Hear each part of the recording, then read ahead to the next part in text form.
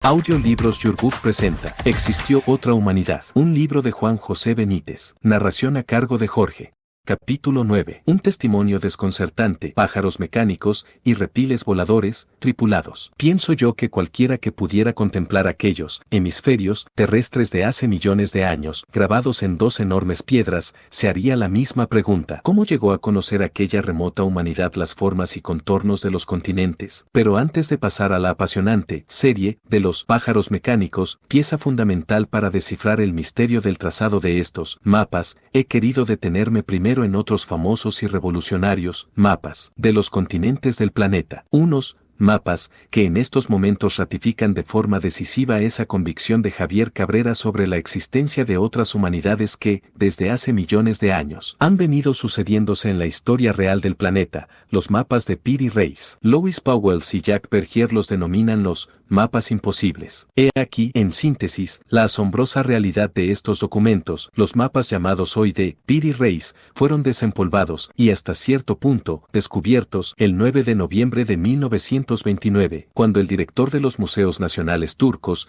Malil Edem, procedía al inventario y a la clasificación de todo lo que reunía el conocido Museo Topkapi de Estambul. Malil Edem se encontró de pronto con dos mapas en los que se reproducía parte del mundo. Dos mapas que los expertos turcos daban como perdidos y que el famoso navegante turco Piri Reis había descrito en su libro de memorias Barille en el siglo XVI. Piri Reis había sido un piloto notable. Perteneció a una familia de navegantes turcos de gran raigambre y proporcionó al Imperio Otomano días de gran gloria al extender la supremacía naval de dicho pueblo por todo el Mediterráneo y mares vecinos. Piri Reis conocía a la perfección las costas de aquel Mediterráneo y se especializó en la difícil técnica del trazado de cartas y mapas marinos. En el prólogo de su obra, Barille habla ya prolijamente de su primer mapa, trazado en su ciudad natal, Gelibolu, entre el 9 de marzo y el 7 de abril de 1513. En dicho prólogo, Piri Reis expresa que, para trazarlo, cotejó todos los mapas que conocía, aproximadamente una veintena, algunos de ellos muy secretos y muy antiguos, comprendidos ciertos mapas orientales que, al parecer, nadie más poseía en Europa. Su conocimiento del griego, del italiano, del español y del portugués le ayudó extraordinariamente a la hora de sacar el mayor partido posible de las indicaciones contenidas en todos los mapas que consultó. Por otra parte, Piri Reis disponía de una caria confeccionada por el propio Cristóbal Colón y que había llegado a su poder merced a uno de los miembros de la tripulación del célebre genovés. Este marino había sido hecho prisionero por Kemal Reis, tío de Piri Reis, y pudo por ello completar de viva voz los conocimientos del cartógrafo turco. Gracias a estas informaciones, Piri Reis llegó a unas sustanciosas conclusiones que reflejó en uno de los capítulos de su libro. Al referirse al Mar Occidental, como se denominaba antiguamente al Océano Atlántico, Piri Reis cuenta, un infiel llamado Colombo, y que era genovés, fue quien descubrió estas tierras. Un libro llegó a las manos del susodicho Colombo, el cual vio que se decía en el libro que, al otro lado del Mar Occidental, precisamente hacia el oeste, había costas e islas y toda clase de metales, así como piedras preciosas. El susodicho,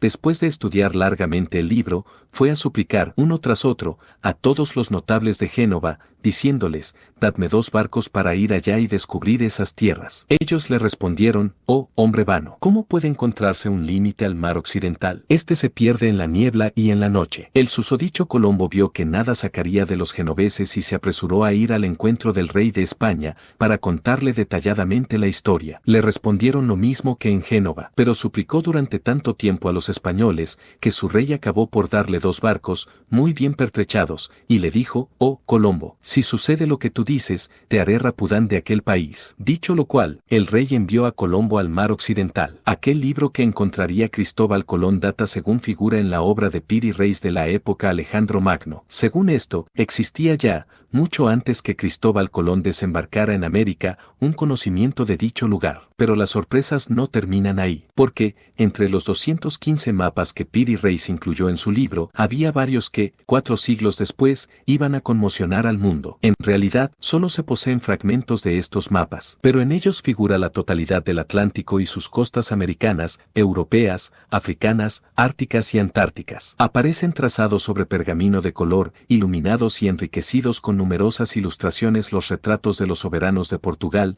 de Marruecos y de Guinea. En África se ven un elefante y un avestruz. En América del Sur, una llama y un puma. En el océano, y junto a las costas, barcos, y en las islas, pájaros. Los pies de las ilustraciones están escritos en turco. Las montañas aparecen señaladas con su perfil, y los ríos, con líneas gruesas. Para los parajes rocosos, el autor o autores de aquellos mapas emplearon el color negro. Las aguas arenosas y poco profundas fueron señaladas con puntos rojos, y los escollos ocultos bajo la superficie del mar, con cruces. Pero el hallazgo no iba a cobrar su verdadera dimensión hasta que en 1953, un oficial de la Marina turca envió una copia al ingeniero jefe de la Oficina Hidrográfica de la Marina de los Estados Unidos. Este, interesado por los extraños mapas, los mostraría a un experto en mapas antiguos, Arlington H. Mowley, y en ese instante comenzó a desvelarse el tremendo misterio. Mowley, ingeniero de profesión, se dedicó de lleno al estudio de los singulares mapas, y sus largas investigaciones se iban a ver coronadas por el éxito. Un éxito que iba a hacer temblar toda la historia de nuestra civilización. Según Mowley, la porción del mapa comprendida entre Terranova y el sur del Brasil, al margen de su exactitud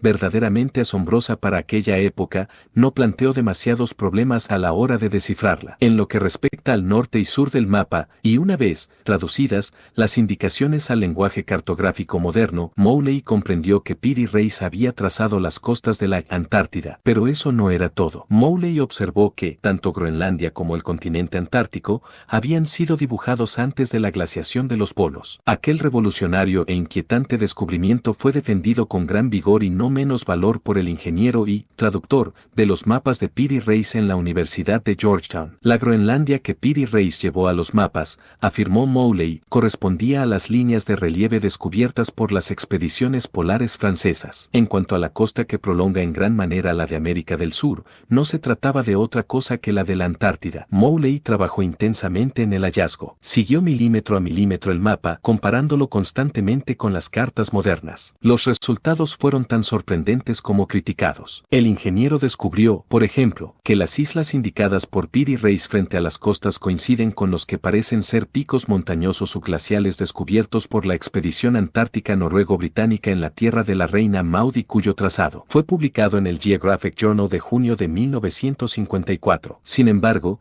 los científicos soviéticos que investigaron igualmente los mapas no se mostraron del todo de acuerdo con las teorías de Mowley. Basándose en sus propios trabajos de transposición llegaron a la conclusión de que el trazado de Piri Reis no correspondía a la Antártida, sino al extremo sur de la Patagonia y de la Tierra de Fuego. Esta hipótesis, lejos de reducir el valor de dichos mapas, reafirmó en el fondo la autenticidad de los mismos. ¿Por qué? Muy sencillo, estas regiones no empezaron a ser oficialmente conocidas hasta 1520. Sea como fuere, la realidad es que Piri Reis tenía sobre el continente americano datos anteriores al descubrimiento de Cristóbal Colón. Algunos autores han apuntado la posibilidad de que dichos datos procediesen de los vikingos. Sin embargo, esta teoría no pudo sostenerse mucho tiempo. Los vikingos solo conocieron, según consta en numerosos relatos, una diminuta zona de América del Norte. ¿Cómo explicar en este caso los trazados del continente sudamericano y de la Antártida? ¿Quién y cómo pudo trazar entonces estos insólitos mapas? Los citados autores, Louis Pauwels y Jacques Bergier, responden así a este interrogante. Según Mowley, Piri Reis, heredero de una larga serie de tradiciones secretas, debió de tener conocimiento de datos geográficos que, en lo tocante a Groenlandia y a la Antártida, databan de antes de la glaciación. Pero, ¿cuándo se produjo dicha glaciación? El Año Geofísico Internacional dio vivo impulso, entre otras, a estas investigaciones. En 1957, los trabajos convergentes del Dr. J. L. Oak, de la Universidad de Illinois, por medio de sondeos, y del Dr. W. de Gehry, de los laboratorios de geofísica del Instituto Carnegie, por el método del radiocarbono, empezaron a delimitar el problema. El periodo de glaciación actual de los polos empezó entre 6.000 y 15.000 años atrás. Este margen de incertidumbre ha sido posteriormente muy reducido. Los especialistas y en particular Claude Lorius, jefe glaciólogo de las expediciones polares francesas, fijan el comienzo del periodo glacial entre 9.000 y 10.000 10.000 años atrás. Además, están de acuerdo en que acaba de empezar un periodo de desglaciación. Parece, pues, posible que, hace unos 10 milenios, Groenlandia y la Antártida tuviesen la configuración que se observa en los mapas de Piri Reis. Su relieve se manifiesta libremente, una parte de las tierras actualmente cubiertas por el hielo o sumergidas era entonces visible. En vista de esto, parece que se podría concluir diciendo que los conocimientos que sirvieron para el trazado de estos mapas datan de unos 10.000 años atrás. Después de todo lo que acabamos de decir, esta conclusión es inevitable, pero contradice todas las teorías clásicas actuales sobre la historia de la civilización y debe ser considerada con gran cautela. ¿Qué dicen los manuales de prehistoria? Hace 10.000 años reinaba, si podemos expresarnos así, el hombre de Cro-Magnon, al cual se atribuyen las pinturas de las Caux, pero que no conocía el trabajo de los metales, ni el cultivo de la tierra, ni la domesticación de los animales. Ahora bien, Arlington H. Mowley, el gran especialista, dice de los mapas de Piri Reis, en la época en que se confeccionó el mapa, no era solamente preciso que hubiera exploradores, sino también técnicos en hidrografía particularmente competentes y organizados. Pues no se puede dibujar el mapa de continentes o territorios tan extensos como la Antártida, Groenlandia o América, como por lo visto se dibujó hace algunos milenios, si no se es más que un simple individuo o, incluso, un pequeño grupo de exploradores. Se necesitan técnicos experimentados, conocedores de la astronomía, así como de los métodos necesarios para el trazado de mapas. Arlington Mallory va aún más lejos. No comprendemos, dice, cómo pudieron confeccionarse esos mapas sin la ayuda de la aviación. Además, las longitudes son absolutamente exactas, cosa que nosotros mismos solo sabemos hacer desde hace apenas 2 siglos. Habría que proceder, concluyen su relato Pauwels y Bergier, a una revisión desgarradora de nuestros conceptos referentes a la historia de la humanidad. ¿Qué conjeturas podemos hacer sobre una civilización desarrollada que habría existido hace unos 10.000 años? Solo admitiendo, en definitiva, que en otras épocas del planeta se desarrollaron civilizaciones de un gran nivel técnico y científico, podríamos comprender y encajar la formidable realidad de los mapas de Piri Reis. Es la misma conclusión a la que uno llega sin querer después de conocer e investigar la biblioteca gliptolítica del desierto peruano. El ingeniero Arlington Mallory expresaba precisamente su extrañeza al no entender cómo habían podido ser trazados estos mapas sin la ayuda de la aviación. Esa misma interrogante surgió en mi mente mientras examinaba las piedras de los hemisferios. Pero, en este sentido, yo iba a tener más fortuna que Arlington Mallory, porque en otras muchas piedras de la colección del Dr. Cabrera estaba, precisamente, la respuesta a dicha pregunta. ¿Aquella civilización dominaba la navegación aérea?, me respondió Javier Cabrera señalándome varias piedras en las que aparecían extraños pájaros, de apariencia mecánica, así como otras aves que pertenecían, indudablemente, a diversos tipos de reptiles voladores de eras muy pretéritas del planeta. ¿Qué diferencia existe entre estos grabados en los que se representan pájaros mecánicos y aquellos en los que el hombre parece cabalgar sobre grandes aves prehistóricas? Esos que tú llamas pájaros mecánicos son el más bello y evidente símbolo de que aquella humanidad perdida en el tiempo y el espacio podía dominar la navegación aérea. ¿Por qué quisieron grabar estos pájaros, que no son naturales? Todo en ellos denota tecnología. Son, indudablemente, mecánicos. Es decir, nos están mostrando, a través de una ideografía, que podían surcar los espacios. Lo más escalofriante, lo más sugerente de aquel capítulo o sección de la biblioteca era que el número de piedras descubierto, donde aparecían estos aparatos voladores, era muy elevado. Sin embargo, como sucede en casi todas las series, no todos los gliptolitos están investigados en profundidad. Muchos de ellos, decenas, permanecen ignorados. No logro aceptar, le comenté a Javier Cabrera, que una humanidad tan anterior a la nuestra haya podido conocer la aviación. Eso resulta fácil de comprender. Todos hemos vivido y seguimos haciéndolo bajo el influjo de unas enseñanzas y una ciencia que rechaza cuanto no se ajusta a esos moldes preconcebidos y convencionales. ¿Quiénes han sido los peores enemigos de la humanidad? Los hombres que pensaron en profundidad, los que no se dejaron arrastrar o lucharon contra lo tradicional y aceptado. Esta humanidad gliptolítica nos maravillará con sus conocimientos. Ya lo está logrando, porque estos seres llegaron a salir al espacio, por supuesto, y lo lograron, no a través de nuestros sistemas matemáticos o de cálculo. Ellos, como ya te he comentado en otras ocasiones, eran conceptuales. Llegaban a esos conocimientos casi instantáneamente. Su mente estaba preparada para ello. ¿Qué nos ocurre hoy a nosotros? Salimos del colegio o de la universidad con la mente cuadriculada, dividida. No tenemos una preparación integral del conocimiento. ¿Está también en las piedras el sistema que empleaban para salir de la Tierra? Naturalmente, Javier Cabrera regresó a su mesa de despacho y extrajo de la caja fuerte un huaco de color tierra a cuyo alrededor aparecían dibujados unos extraños símbolos, algo así como un pájaro. Sí, se trataba de un pájaro idéntico al que yo acababa de ver en los grabados de las piedras. ¿Cómo puede ser?, interrogué al profesor. Es bien simple. Esta civilización dejó su mensaje no solo en las piedras, sino en otros muchos objetos que hoy, para nosotros, solo constituyen motivos de artesanía o, a lo sumo, de manifestación artística de otras culturas incas o preincas. ¿Recuerdas el manto de Paracas? ¿Recuerdas las tallas de madera de las que hablamos cuando tocamos el tema de la isla de Pascua? Todas esas manifestaciones tenían un significado mucho más profundo que la mera decoración o sentimiento artístico. Aquella humanidad dejó sus conocimientos en la biblioteca de piedra, sí, pero los gliptolitos no fueron su única huella. ¿Cómo podríamos explicar, si no, esas construcciones megalíticas de Tiahuanaco,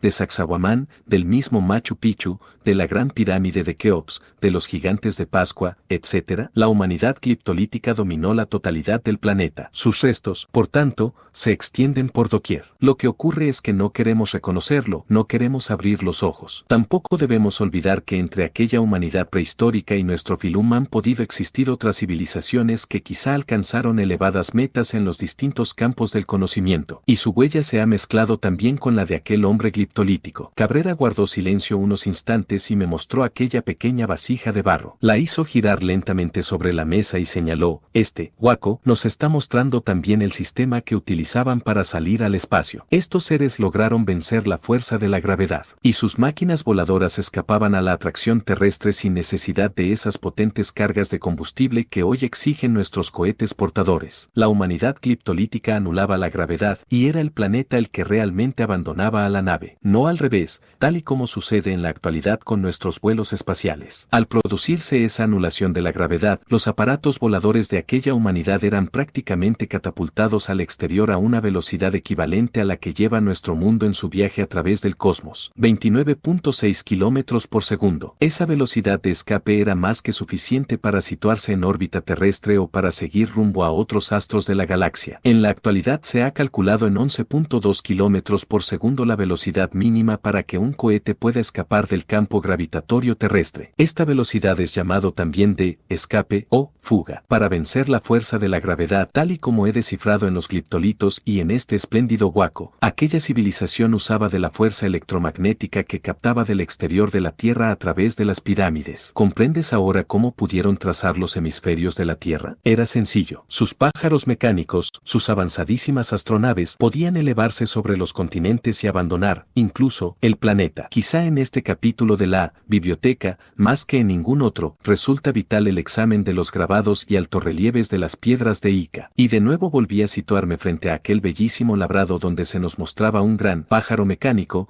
sobre el que navegaban dos de aquellos seres olvidados. Dos hombres gliptolíticos que oteaban la tierra en busca de los mortales enemigos de la humanidad prehistórica, los grandes saurios. Allí, mejor que en ninguna otra piedra, mi espíritu pudo sentir la proximidad del misterio, y la imaginación terminó por desbordarse, incapaz de resignarse a una realidad como la nuestra, tan convencional como limitada. Pero tan remota civilización no solo utilizó pájaros mecánicos. También mi imaginación tembló al detenerme ante decenas de piedras donde hombres gliptolíticos volaban a lomos de enormes y extrañas aves. Aquellas eran aves de carne y hueso. De eso no cabía la menor duda. La diferencia con los pájaros mecánicos era evidente. Algunos de aquellos reptiles voladores, así los calificó Javier Cabrera, resultaban hoy desconocidos, incluso para la paleontología. Algunas de aquellas formas de animales antediluvianos me recordaron, por ejemplo, al pteranodón, con su cráneo en forma de martillo. Sin embargo, ¿cómo podían transportar estos extraños pájaros a los hombres gliptolíticos? Si no recordaba mal,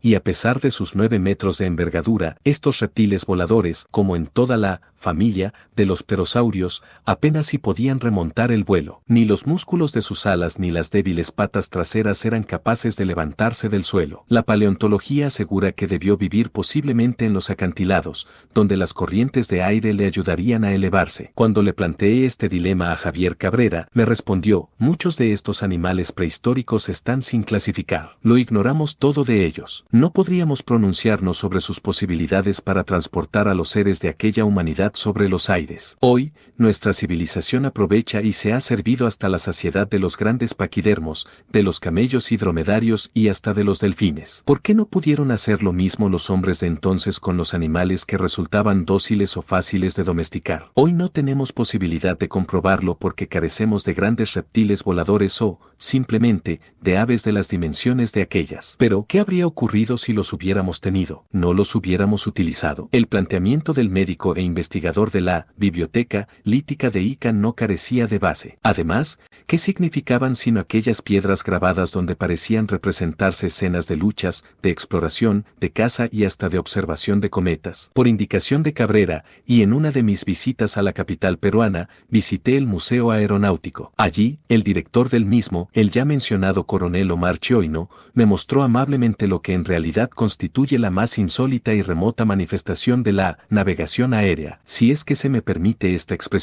Javier Cabrera, amigo del coronel Chioino, había donado, hacía ya tiempo, al citado Museo de Lima más de 60 piedras de todos los tamaños y pesos, exclusivamente grabadas con grandes pájaros mecánicos o reptiles voladores sobre los que, como señalaba anteriormente, viajaban hombres gliptolíticos. Allí quedé maravillado una vez más con los grabados y altorrelieves que formaban lo que hemos dado en llamar el capítulo de los pájaros mecánicos. Conscientes de lo espectacular de aquella colección, el museo había solicitado de expertos dibujantes del Ejército del Aire el traslado al papel de cada uno de los grabados que figuraban en las 60 y tantas piedras. La laboriosa tarea había sido ya concluida y los visitantes podían apreciar de un solo vistazo la escena que se representaba en cada piedra. Este procedimiento, utilizado ya por Javier Cabrera para otras muchas piedras, daba siempre un resultado magnífico. Uno de los grandes obstáculos con que, precisamente, tropiezan cuantos contemplan los gliptolitos es la dificultad para percatarse con rapidez de las imágenes contenidas en las rocas. La curvatura de las mismas hace imposible contemplar la totalidad del altorrelieve o grabado a un mismo tiempo. De ahí que los dibujos de desarrollo siempre constituyan un eficaz sistema de comprensión del gliptolito. A la vista de aquella espléndida serie, con todo tipo de pájaros mecánicos y de reptiles voladores antediluvianos, uno no podía olvidarse de aquel otro no menos profundo misterio que se extiende a unos 200 kilómetros al sur de la ciudad de Ica y que todos conocemos ya como las pistas de Nazca. Esas enigmáticas figuras de cientos de metros de longitud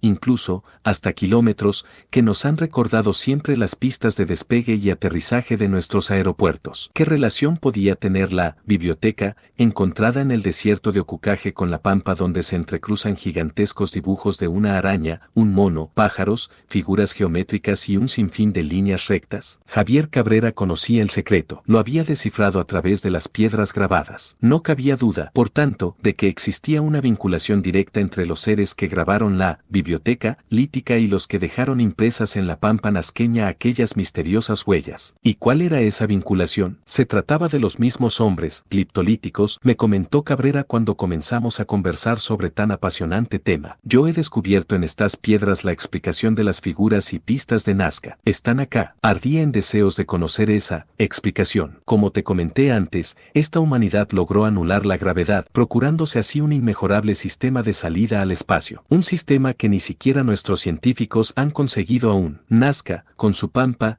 era uno de esos espaciopuertos. Por allí entraban y salían de la Tierra y por allí se catapultaban en sus viajes por el planeta. ¿Cómo lo lograban? En la actualidad sabemos que bajo gran parte de Perú y del continente sudamericano existe un gigantesco filón de hierro. Ese yacimiento va desde Nazca hasta Paracas, alcanzando también Machu Picchu. Pues bien, según mis descubrimientos, todos ellos basados en las piedras grabadas y en los huacos, la humanidad prehistórica construyó sobre dicho filón de hierro su espaciopuerto. ¿Qué razón tenían para llevar allí semejante obra? Nosotros sabemos hoy que el hierro concentra el campo magnético. ¿Y qué sucedería si electrizásemos la zona? Contando siempre con la existencia del campo magnético propio del planeta, aquel lugar se transformaría automáticamente en un electroimán, un gigantesco electroimán. Eso fue lo que sucedió. Estos seres conocían la existencia del gran filón de hierro y construyeron su espaciopuerto sobre la pampa de Nazca. Las pistas y algunos de los dibujos fueron sometidos a sistemas de electrificación que les permitían ingresar o salir de la Tierra cuando lo deseaban. Bastaba regular ese campo magnético para aterrizar aterrizar o despegar. El mecanismo era sencillo. Existía un lugar de embarque y una zona inicial de recorrido a base de motores electromagnéticos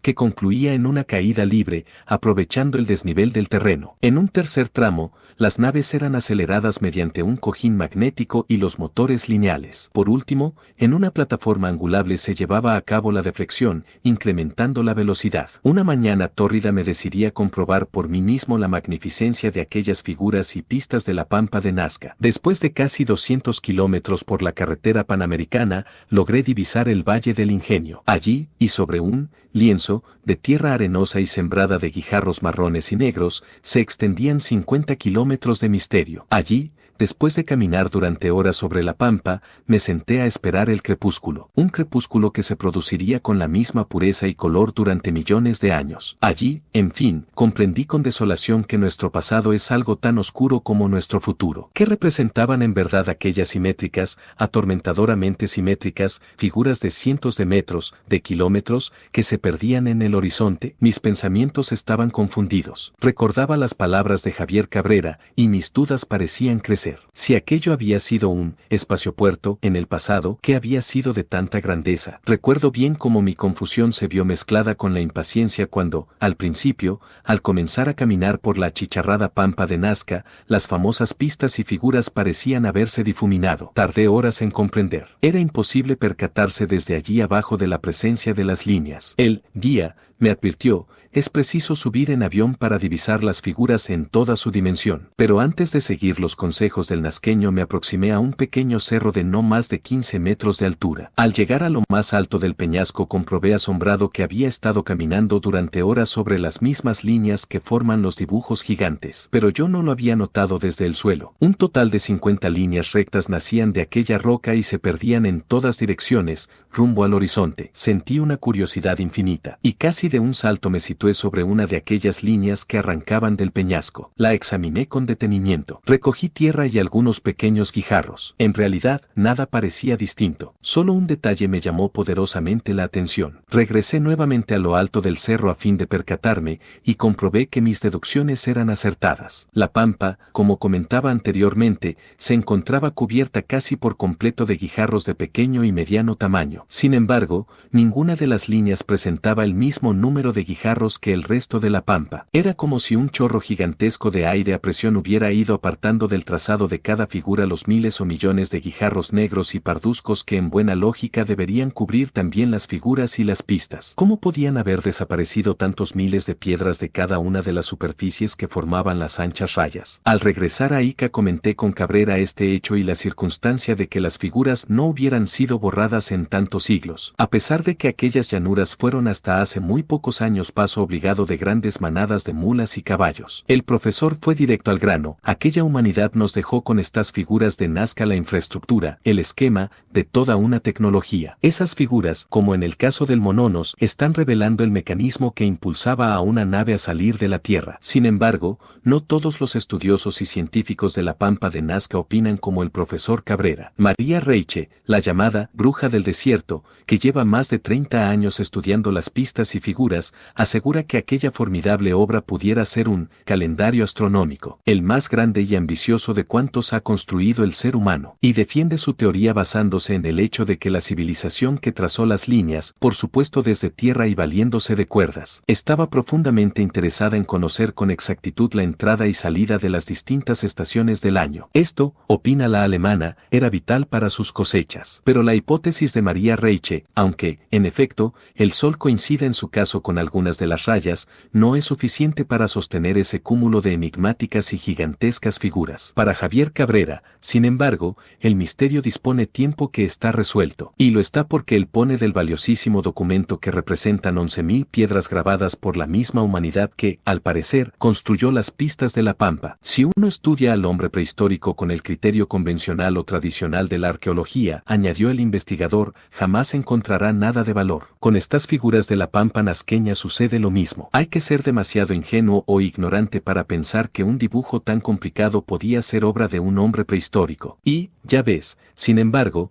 podemos reconocer en él valiosos elementos de física. Pero hay algo más que los arqueólogos no quieren comprender. Si estos dibujos fueron ejecutados hace 3000 años por los pueblos preincaicos, ¿por qué no se han borrado todavía? Porque sigue vigente la infraestructura de siempre. La alemana cree que las líneas se mantienen vivas porque pasa su escoba de vez en cuando sobre ellas. Pero María Reiche llegó a Nazca hace 30 años y las líneas, según ella, incluso tienen 3000. ¿Qué quería decir Javier Cabrera con la afirmación de que seguía vigente la infraestructura de las pistas y figuras de Nazca? ¿Es que si procediésemos a una sistemática excavación encontraríamos algo fantástico? Javier Cabrera sonrió maliciosamente y prefirió dejarme con la duda. Había llegado su hora de entrada, como médico, en el Hospital Obrero de Ica. Esta sí es una gran tragedia para mí, concluyó, mientras nos despedíamos a la puerta de su museo. Yo tengo que seguir en el hospital, y todas esas horas que dedico a mi profesión las resto de esta urgente y trascendental investigación. Por eso estoy constantemente pidiendo que llegue hasta Ica una comisión oficial de científicos. Por cierto,